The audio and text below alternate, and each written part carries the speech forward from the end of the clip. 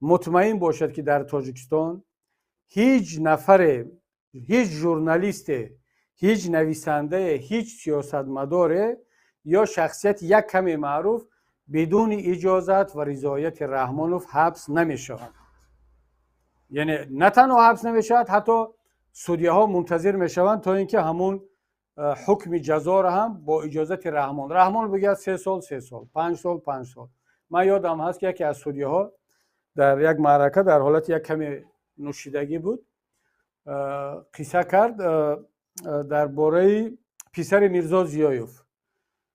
گفت وقتی میرزا ضیایف رو کشتند، خود همون مقامات کشتند و پسرش رو که اصلا یک آدمی بیگناه بود آوردن حبس کردن و گفتند که خب ما فکر کردیم که خب یک شرف است، یگان جریمه میکنند یا حداقل شرطاً اصلاً 1-2-3 سال میدیند و جواب میدهند، برای که اصلا هیچ کار نکرده بود.